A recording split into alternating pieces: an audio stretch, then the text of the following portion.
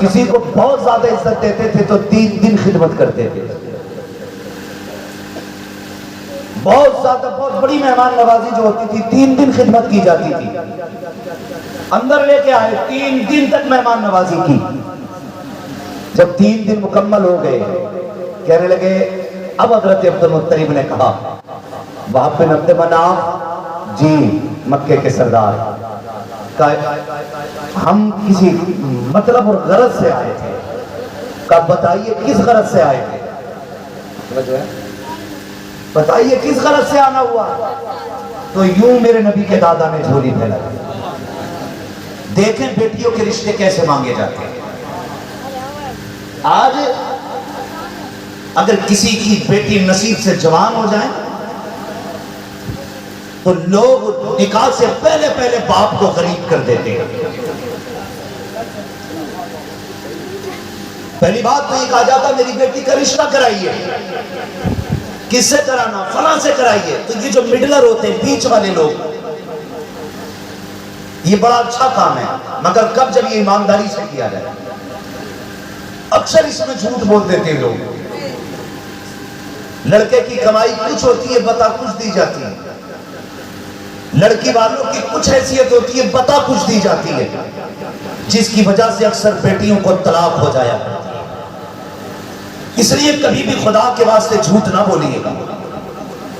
اگر کسی کا رشتہ آپ کرا رہے ہیں تو ایمانداری کے ساتھ سچائی کے ساتھ رشتہ کرائیے. اور بیٹے والوں تم سے یہ گزارش ہے جب تمہارے گھر کسی کی بیٹی کی طرف سے خبر آئے تو 8 دن 5 دن کر کے اس کو ذلیل نہ کرنا. تیرا ارادہ ہو تو 2 منٹ میں فیصلہ کر دینا. کسی کی بیٹی کو بار بار پیغام بنا کر کے رسوا نہ کرنا. کسی کی بیٹی کو رسوا کرنے کی کوشش نہ کرنا. کسی کی بیٹی کو ذلیل مت کرنا. اس لیے کہ بیٹی سب کے آگے ہوتی ہے. اور ایک بات اور کہہ دوں, بیٹے نصیبوں سے پیدا ہوتے ہیں, بیٹیاں دعاؤں سے پیدا ہوا. تمہارے کہنے سے سب اڑوا بھی دیا گیا. کیا ہے یہ؟ بیٹیاں نصیبوں سے پیدا ہوا کرتی ہیں. اس لیے کبھی کسی کو ذلیل مت کرنا, کبھی کسی کو رسوا نہ کرنا, کبھی کسی کی عزت پہ ہاتھ مت ڈالنا. کتنی بار بیٹیوں کو ذلیل کیا جاتا ہے. اس وقت تک ہاں نہیں کہا جاتا جب تک بیٹی والے کو 1,00,000 2,00,000 کا مقروض نہیں بنا دیا جاتا. ہاں کیا کیا ڈرامے ہوتے. دیکھنے کا حق ہے آپ کا, دیکھیے لڑکی کو, لیکن تماشا بنا کر کے نہیں. ایسے دیکھیے کہ تمہاری بھی عزت رہ جائے, بیٹی کی بھی عزت رہ جائے. ایسے کب دیکھا جائے گا؟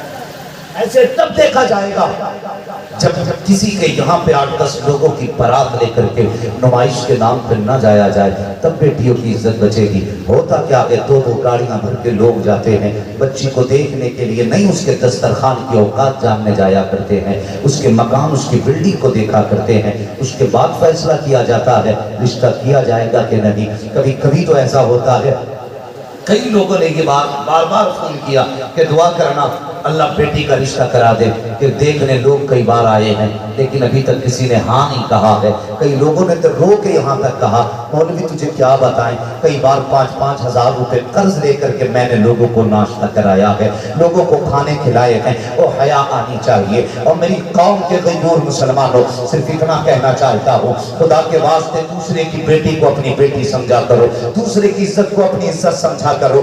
آج روٹیوں کے اتنے بڑے لالچی ہو گئے ہیں, نمائش کے نام پر غریبوں کے لیے ایک مصیبت پیدا کر دی ہے ہم لوگوں نے. کئی بار پیٹ بھر کے آ جاتے ہیں, اس وقت ہاں یا نہ نہیں کہا جاتا ہے. 3 دن کا وقت لیا جاتا ہے, 3 دن کے بعد کہا جاتا ہے لڑکی کی ناک پسند نہیں آئی, اس کی آنکھیں پسند نہیں آئی, اس کا قد اچھا نہیں لگا. اور بغیر خدا کے واسطے کوئی اور بہانہ بنا کر کے انکار کر دے. تو نہیں جانتا ہے جب کسی کی بیٹی کے وجود میں عیب نکالا جاتا ہے تب بیٹیوں کے دل پہ کیا گزرا کرتی ہے, یہ تجھے کیا پتا ہے. جب کسی کی کی آنکھ میں کمی بتائی جاتی ہے، بیٹیاں راتوں کو بستر پہ لیٹ کر کے آنسو بہا کے کہتی ہیں اے مالک ہماری آنکھ چھوٹی رہ گئی ہے، ہمارا کیا قصور ہے، قد ہمارا بڑا نہیں ہے، ہماری کیا خطا ہے کہ بیٹیاں رویا کرتی ہیں۔ اور یار تمہاری وجہ سے اگر کسی کی بیٹی کی آنکھ میں آنسو آ گیا تو یاد رکھنا اللہ ایسا قادر مطلق ہے، قبر میں گرا کر کے اتنا رلائے گا کوئی پوچھنے والا نصیب نہیں ہوگا۔ اگر سکون چاہتے ہو کسی کی بیٹی کو مسکراہٹ دے دو، اللہ تمہیں قبر میں راحت و سکون عطا فرمائے۔ نعرہ تکبیر، نعرہ رسالت، فیضان مصطفیٰ، عظمت مصطفیٰ، شریعت محمدی، سبحان اللہ واہ واہ۔ جو ہے سارے لوگوں کی بنا مائک کے بھی انشاءاللہ آواز پہنچ جائے گی، جو ہے سب کی یہ بیٹیاں ہوتی ہیں اور رشتوں کے نام پہ تماشا بنا کے رکھ دیا غریبوں کا۔ او بھائی کم سے کم وقت خرچ کیا کرو بیٹی والوں کا، ہاں کم سے کم وقت خرچ کیا کرو۔ اور رشتے بھی ہوتے تو کس شرط پہ؟ یہ 10 لاکھ کی لسٹ ہے، یہ 15 لاکھ کی لسٹ ہے، یہ 5 لاکھ کیش چاہیے، تیرے باپ نے لا کر رکھ دیا تھا؟ اور یار چیلنج کے ساتھ کہتا ہوں، ہے کوئی جو اپنی بیٹی 5 لاکھ میں بیچ دے؟ جاؤ 5 سال کی بیٹی کے 5 لاکھ دیتا ہوں، بیچ سکتا ہے کوئی؟ 10 سال کی بیٹی 10 لاکھ میں کوئی نہیں بیچے گا۔ اس باپ کا احسان مان جس نے 20 سال کی بیٹی فری میں تجھے پال کے دے دی، احسان مان کرو۔ جس نے بیٹی دے دی اس نے سب کچھ دے دیا، اس کے باوجود بھی 10 لاکھ۔ اور بات ختم ہو جانی چاہیے یار جہیز لے کر کے۔ پہلی بات تو ہمارا اسلام ڈیمانڈ کا کوئی تصور ہی نہیں دیتا، اور یہ مانگ کر کے لینے کا اسلام میں کوئی تصور ہے بھی نہیں۔ جو لوگ مانگتے ہیں نہ اسلام کا ان سے کوئی مطلب ہے اور نہ ان کا اسلام سے کوئی مطلب ہے، یہ ان کی اپنی ذاتی غلطیاں جو وہ کر رہے ہیں۔ مت مانگا کرو یار، کبھی کسی دنیا والے کے دینے سے بھلا نہیں ہوتا۔ اگر مانگنے سے بھلا ہو جاتا نا تو جو دہلی کی جامع مسجد کی سیڑھیوں پہ بیٹھا ہے نا تم سے پہلے اس کا بھلا ہو گیا۔ لیکن ہم جانتے ہیں مانگنے والے کی پشتیں مانگا کرتی ہیں، کبھی اسے سکون نہیں ملا۔ مانگنا ہے کبھی گنبد خضرا والے سے، کبھی مانگنا ہے اپنے رب سے مانگ، کبھی مصلی بچھا کے مانگ، کبھی آنسو گرا کے مانگ، پھر دیکھ وہ کتنا دیتا ہے۔ آواز آتی ہم تو مائل بکرم ہے کوئی عیسائی ہی نہیں، راہ دکھلائے کسے رب منزلی نہیں۔ مانگتا کون ہے رب سے؟ مجھے بتایا جائے کتنوں نے مانگا؟ ہاں کتنوں کے پاس تصور ہے کہ ہمیں رب سے مانگنا ہے اور مصطفیٰ کے وسیلے سے مانگنا ہے؟ وہی مانگے گا جو بریلوی ہوگا۔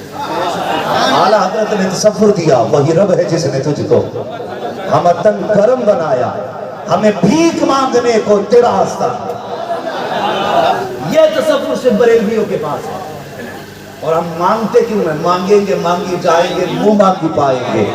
سرکار میں نہ لا ہے نہ حاجت، اگر کی ہے منگتوں کا ہاتھ اٹھتے ہی داتا کی دین تھی، توری قبول و عرض میں بس ہاتھ بھر کی ہے۔ نعرہ تکبیر، نعرہ رسالت، مسلک اعلیٰ حضرت، کلام اعلیٰ حضرت، عشق مصطفیٰ، حاضر و ناظر کانفرنس، فیضان غوث اعظم۔ توجہ ہے آپ کی؟ چلے آگے، ابھی وقت ہے نا؟ سارے کہتے ذرا یا رسول اللہ، اللہ کو سن لیں گے فریاد کو پہنچیں گے۔ اتنا بھی تو ہو کوئی جو آگ کرے دل سے، جب بھی حضور کو پکارا کرے نا دل سے پکارا کرے، اور یہ سوچ کے نہیں کہ وہ سنتے ہیں کہ نہیں، یہ سوچ کے پکارا کریں وہ سن بھی رہے گے وہ دیکھ بھی رہے گے۔ یہی تصور لے کے پکارا کریں، وہ سن بھی رہے ہیں وہ دیکھ بھی رہے ہیں۔ ٹھیک ہے جی، میں کیا بات کر رہا تھا؟ خدارا مت مانگیے، جو تم سے 10 لاکھ مانگ رہا ہے اسے بیٹی مت دینا۔ ہم نے غلطی کی ہے، ہم 10 لاکھ مانگنے والے کو اس لیے بیٹی دیتے تھے شاید یہ کسی لائق ہے۔ اگر میں فقہی بات کروں گا، یہ علماء بیٹی علم والے لوگ ہیں، جو عورت کا نان و نفقہ نہ دے سکے اس کے لیے نکاح کرنا حرام ہے۔ ہے نا؟ بات سچی ہے نا؟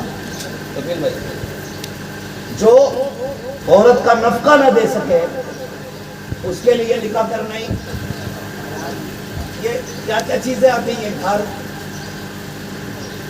کھانا اور کپڑا، گھر بول دیا نا، مکان، کپڑا، مکان،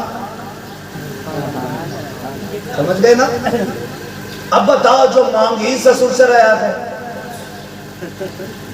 وہ نفقہ دینے کا حقدار ہے؟ بھکاری ہے کہ نہیں؟ بولو، اس سے بھی بڑا کوئی بھکاری ہوگا؟ جو سسر سے مانگے اس سے بڑا بھکاری کوئی ہے؟ زور سے بولو، مانگنے کا ارادہ ہے کیا؟ بول کیوں نہیں رہے؟ جو سسر سے مانگے وہ سب سے بڑا اتنا بڑا بھکاری۔ حکم یہ ہے کہ اگر تو کسی کی بیٹی کو لائے تو بستر کا انتظام تو کر، پلیٹ تو خرید، مکان تو بنا، لیکن ہو کیا رہا ہے؟ جس بستر پہ لیٹ رہی ہے لڑکی کے باپ کا، جس برتن میں کھا رہی ہے لڑکی کے باپ کا، جو کپڑے پہن رہی ہے اس کے باپ نے دیے، جس گھر میں جو فرنیچر لگائے وہ لڑکی کے باپ کا، اس محتاج کے باپ نے کیا دیا تھا؟ ایسے بھکاریوں کو لڑکیاں دیتے ہو؟ لڑکی اسے نہ دے جو لڑکی کے باپ سے مانگے، لڑکی اسی کو دے جو رسول پاک سے مانگے۔ دیں گے نہیں انشاءاللہ؟ رشتہ کرنے سے پہلے غور کر لیا کرو بیٹی کا ہاتھ کس کے ہاتھ میں دے رہے ہو۔ لیکن غور کون کرے؟ کہہ رہے آپ فیس بک پہ پسند آیا لڑکا،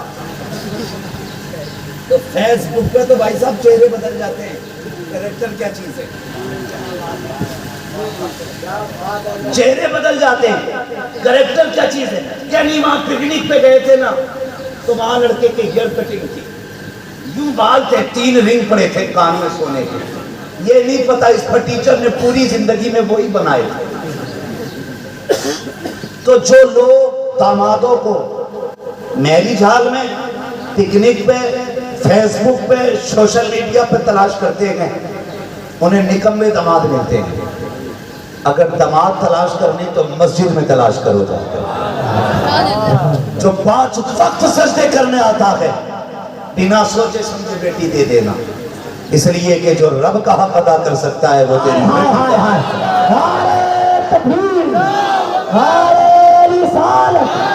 اصلاح معاشرہ حضرت علامہ مفتی حماد صاحب قبلہ کریں گے انشاءاللہ۔ داماد نیک تلاش کریں، نمازی تلاش کریں، باشرہ تلاش کریں، داڑھی والے داماد تلاش کریں۔ سمجھ رہے میری بات؟ داڑھی والے داماد۔ کئی بار لوگ کہتے تھے نہیں داڑھی رکھ لیں گے پہلے شادی کر لیں، کیوں داڑھی والوں کو لڑکی نہیں ملتی کیا؟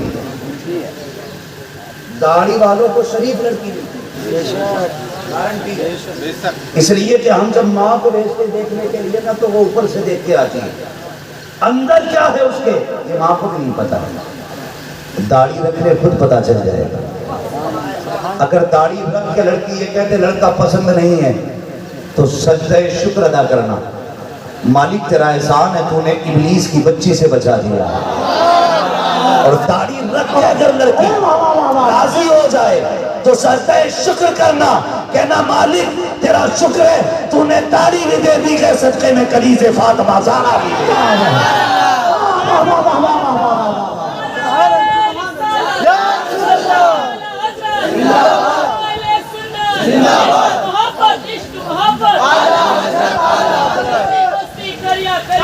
تاج الشریعت۔ سمجھ گئے میری بات؟ لڑکے سمجھدار ہیں، داڑھی رکھ لینا بیٹا، ورنہ پوری زندگی مزاروں کے چکر لگانے پڑیں گے۔ اب وہ آ گیا اس پہ، اب وہ نہیں اتر رہا ہے۔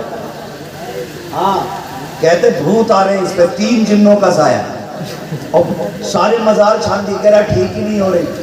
ٹھیک تو تب ہو نا جب اس پہ کچھ ہو، جب یہ خود ہی کچھ ہے تو ٹھیک کیسے ہو سکتی ہے یار؟ جب خود ہی بھوتنی ہو بچ جائے گا، نہیں ہوگی نا ٹھیک تو بچیے گا۔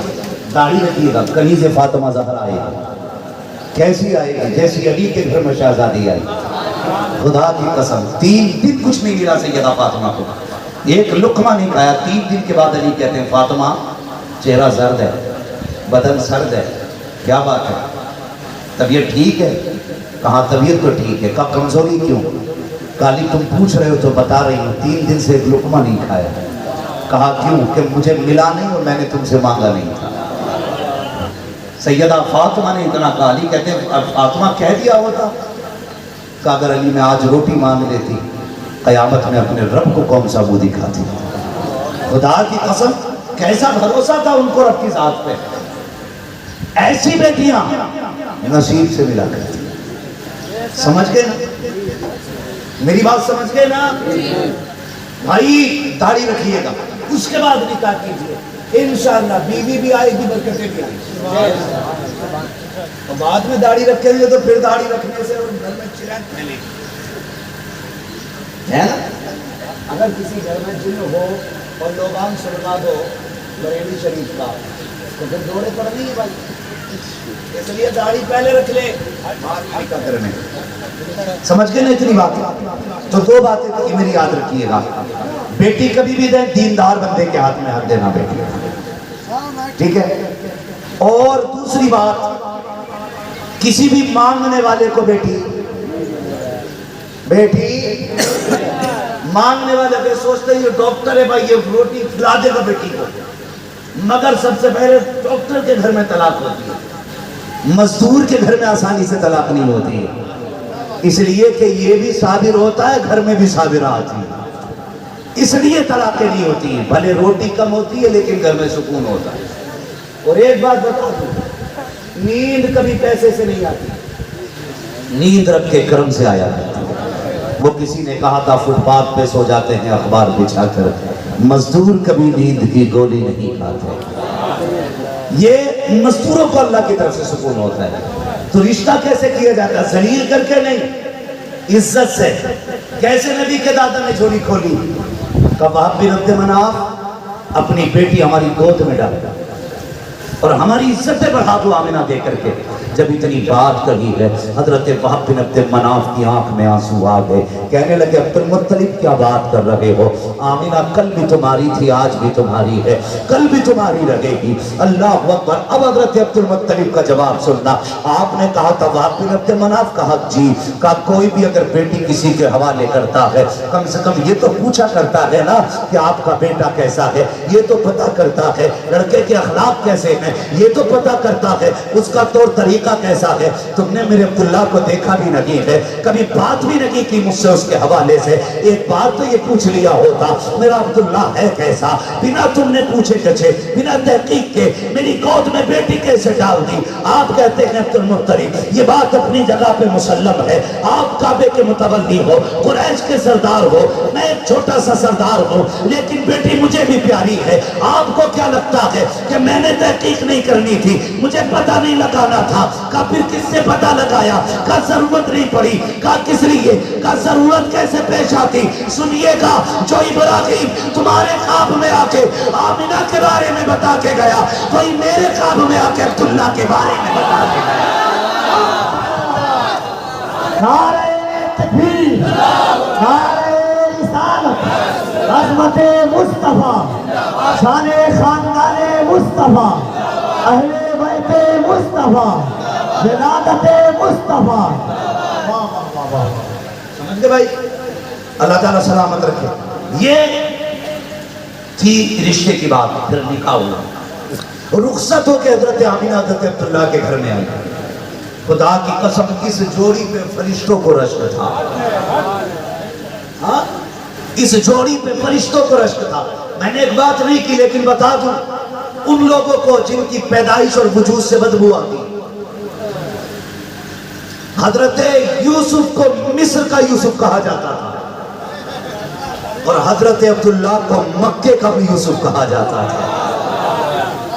ये समझिएगा, हजरत अब्दुल्ला इतने हसीन थे कि नौजवान खूबसूरत शहजादियां छुप छुप के अब्दुल्ला के जलवे देखा करती और हया इतनी थी कि कई औरतों ने कहा था अब्दुल्ला मुझसे निकाह कर, مجھ سے نکاح کر سونپ دوں گی جو تیرے فدیے پہ قربان کیے گئے. تو گردن جھکا کے کہتے تھے یہ فیصلے ہم نہیں ہمارے بڑے کرتے. یہ شرافت تھی آپ کی. ہمارے فیصلے ہمارے بڑے کریں گے. خدا کی قسم جب نکاح ہوا حضرت آمینہ آئی وہ وقت کتنا سہانا تھا کہ ایک طرف حضرت آمینہ بیٹھی ہیں اور دوسری طرف حضرت عبداللہ بیٹھی اور دونوں ایک دوسرے کو دیکھ رہے. حضرت آمینہ نے کہا شکر ہے رب کا جس نے آپ جیسا خوبصورت اور خوب سیرت شوہر مجھے عطا کیا. حضرت عبداللہ مسکرائے کہنے لگے آمینہ تجھ سے بڑا نصیب والا تو میں ہوں. کہا کیوں؟ کہا میں اس لیے خوش نصیب ہوں کہ تیرے جیسی پارسا خاتون خدا نے میرے نکاح میں رکھی. یہ باتیں ہو رہی تھی یہ باتیں ہو رہی تھی. اگر یہ باتیں آج گھروں میں ہونے لگے تو پھر طلاق نہیں. لیکن آج میاں بیوی آمنے سامنے بیٹھ گئے تو کیا ہوتا ہے جان سے کہتے جا تجھے تو کوئی کر بھی نہیں رہا تھا میں تھا جو نکاح کر چلا.